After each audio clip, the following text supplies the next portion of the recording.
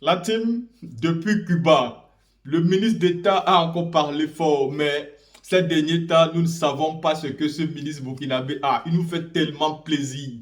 Il a des vidéos, il a vraiment des sorties, mais vraiment, cette fois-ci, c'est à Cuba qui nous a délivré un message clair. Un message clairement détaillé et toujours sans langue de bois. Surtout, c'est qu'il est allé plus loin. Il a demandé à la Chine de prendre clairement position de manière officielle sur le cas du Niger. Il a demandé à la Chine de ne plus rester muet et de soutenir en sourdine.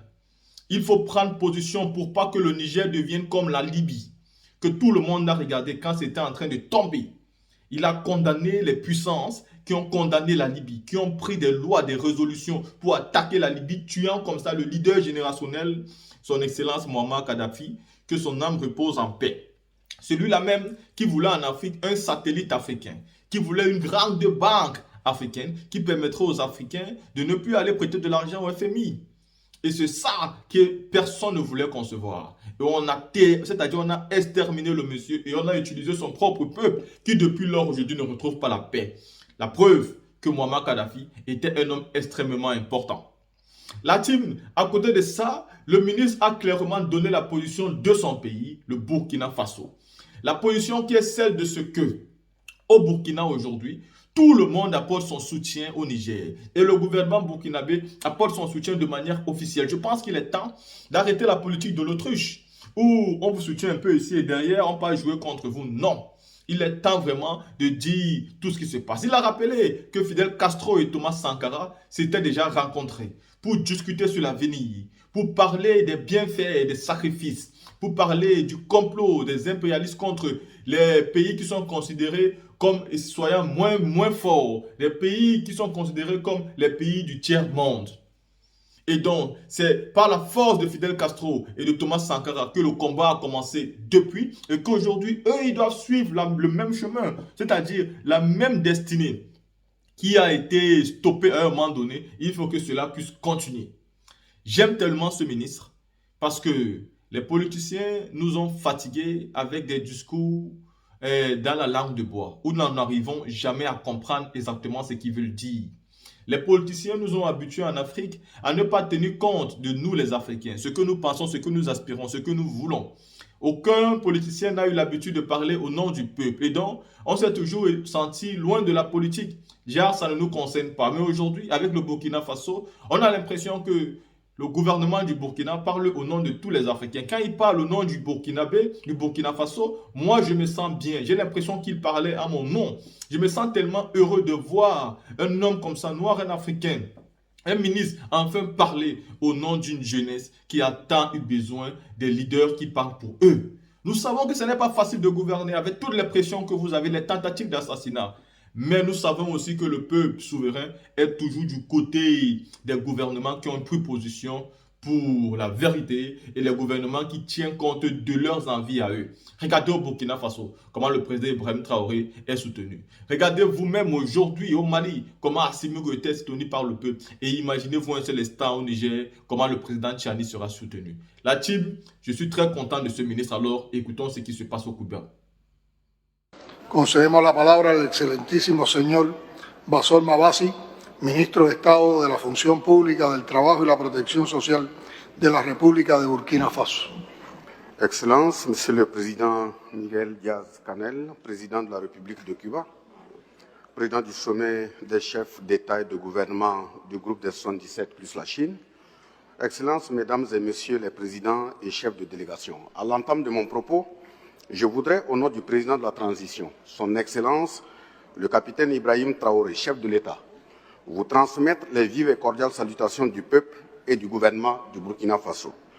Permettez-moi également d'exprimer toute ma gratitude au gouvernement et au peuple cubain pour l'accueil chaleureux, l'hospitalité et tous les égards bienveillants dont ma délégation et moi-même sommes l'objet depuis notre arrivée à Cuba, pays de résistance et de résilience, patrie de José Martí. Je m'incline respectueusement sur la mémoire des deux camarades Fidel Castro et le capitaine Noël Isidore Thomas Sankara, qui ont fait rêver et espérer d'une société humaine juste et équitable, à travers leur engagement, détermination et esprit de sacrifice. En rappel, les deux leaders s'étaient rencontrés dans la plus grande camaraderie et fraternité sur cette terre cubaine, du 25 septembre au 1er octobre 1984. Je m'incline autant sur la mémoire de l'ensemble des victimes des catastrophes naturelles au Maroc et en Libye, des inégalités sociales et des guerres de rapine dont le terrorisme dans le monde en général et dans le Sahel en particulier.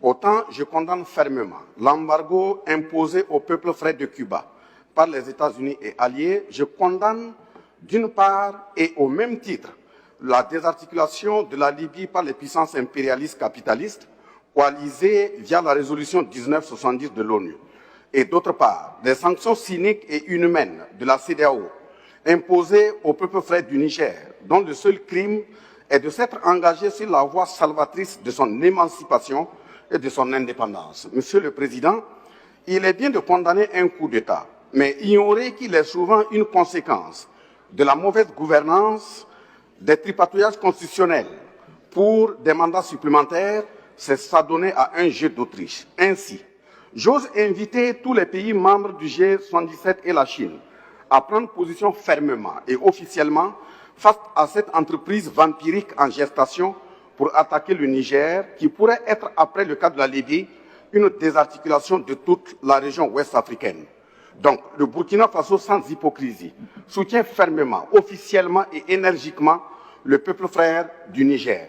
Monsieur le Président, le Burkina Faso se réjouit de prendre part à ce sommet sur le thème, je cite, « Défis actuels du développement, rôle de la science, de la technologie et de l'innovation », fin de citation, dont l'opportunité et la pertinence ne sont plus à démontrer dans un monde en ébullition, car face à ses propres contradictions, en effet, l'être humain, à travers d'énormes progrès scientifiques et technologiques, a conquis l'espace et la nature, même si l'insondable des complexités reste face à lui. Ainsi, ces découvertes ont révolutionné l'agriculture, la médecine, les transports, les cultures, le commerce, etc.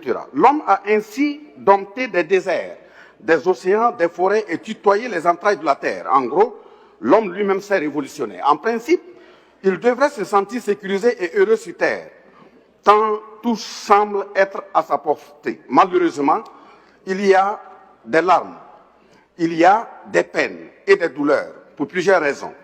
Primo, la conquête de l'espace et de ses ressources ne s'est pas faite dans l'objectif plein de l'épanouissement de l'humain tout court, mais plutôt dans l'esprit de domination et de l'exploitation de l'homme par l'homme. Pour preuve, il y a suffisamment à manger pour toutes et tous, mais des gens meurent de faim. Secondo, dans cet esprit de domination et d'exploitation vile, les règles élémentaires de la vie ont été violées et violentées. En effet, la nature a tellement été saccagée et aujourd'hui, son climat tellement réchauffé qu'en conséquence, l'être humain subit l'innommable et l'indescriptible, mutation à outrance de micro-organismes, avec leurs corollaires de maladies dévastatrices telles que le VIH-Sida, le coronavirus, etc., des inondations et sécheresses ravageuses. Tertio, cet esprit de domination et d'exploitation a conduit l'être humain dans une folie de grandeur, saccageant ainsi ses propres règles éthiques et morales, violant gravement les normes naturelles et procréation est plus grave, celle humaine. En un mot, la science est dans les mains de l'homme, mais ne semble plus être dans sa conscience. Quarto, cet esprit de domination et d'exploitation dans une folle et grande course à l'accaparement des terres et des richesses, conduit à des trafics de tout genre, y compris le trafic humain, des guerres de rapine dont le terrorisme. En effet, la conquête de l'espace et de ses ressources, dont l'esprit d'accaparement, a laissé des milliers et des milliers d'humains sur les bords de l'autoroute scientifique et technologique du développement. Et donc, c'est archi faux, dans ce sens, de parler de développement humain durable. L'humanité aura son plein sens humain lorsque l'innovation permettra à l'homme d'exporter vers d'autres contrées plus d'agronomes pour produire et nourrir, plus de médecins pour soigner et guérir que des kalachnikovs, d'obus et de bombes par l'homme pour tuer l'homme. Effectivement, dans le Sahel en général et au Burkina, au Mali, au Niger, les armes crépitent au nom des intérêts des puissances impérialistes, dont l'accaparement des richesses du sous-sol, uranium, diamants, pétrole, or, cobalt, eau douce, trafic de tout genre, Donc la présence des puissances étrangères dans cette contrée du globe, au nom des droits humains, est un fallacieux prétexte, voire un mensonge grotesque. En effet, lorsque dans des contrées où il n'y a aucune usine de fabrique d'armes ou de munitions, des terroristes sèment la terreur et désolation, ferment des milliers d'écoles et de centres de santé, font déplacer des populations dans une précarité presque totale, et tout ça sous des centaines de caméras et de drones de puissances étrangères lourdement armés sur place. Est-ce cela la défense des droits humains? Lorsqu'on bloque les moyens de défense et de protection d'un peuple, qui l'a commandé avec ses propres moyens pour se protéger contre une agression, et donc en lui imposant la faiblesse et l'incapacité totale de se défendre, ainsi qu'il vive le massacre de ces populations sous ses propres yeux, cas du Burkina Faso, est-ce cela la défense des droits humains? Lorsqu'on impose des programmes d'ajustement structurel qui ont produit suite à des privatisations sauvages et à des compressions cyniques de personnel avec des corollaires de maux sociaux, tels que la déscolarisation, la toxicomanie, la prostitution, tout en faisant main basse sur ses richesses minières, forestières, hydriques, sa monnaie, voire ses cerveaux humains, est-ce cela la défense des droits humains?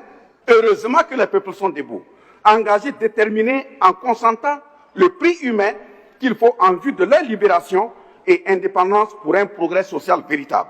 C'est l'occasion pour moi, pour finir, au nom de son Excellence le capitaine Ibrahim Traoré et du peuple burkinabé, de réitérer nos sincères reconnaissances à l'ensemble des peuples du monde qui ont compris le sens plein de notre combat et qui solidarisent avec nous de façon très sincère. De même, nous sommes fermement solidaires à tous les peuples du monde, engagés pour leur autodétermination et leur indépendance véritable, tels les peuples du Niger et du Mali.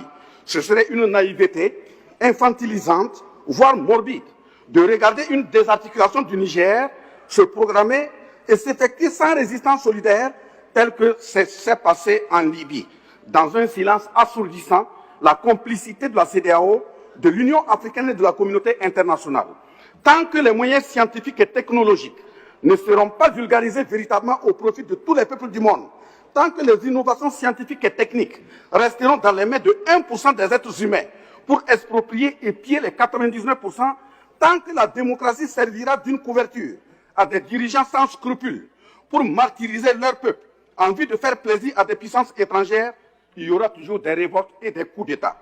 La vraie solution au progrès véritable de l'humanité commence par une gouvernance scientifique et technologique vertueuse et équitable au service d'une innovation guidée par la conscience humaine.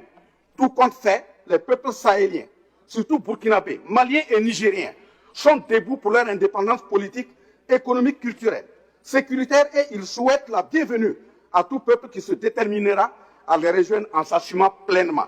Ainsi, je salue la mémoire de nos devanciers et leaders africains.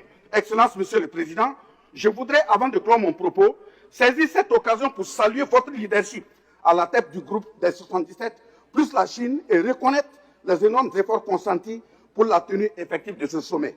Vive la coopération sud-sud, vive le peuple cubain, vive les peuples du groupe des 77 plus la Chine, vive la souveraineté des peuples, que Dieu et les membres nous accompagnent. La patrie ou la mort, nous vaincrons. Je vous remercie pour votre aimable attention. Muchas gracias, Excelencia, por sus palabras.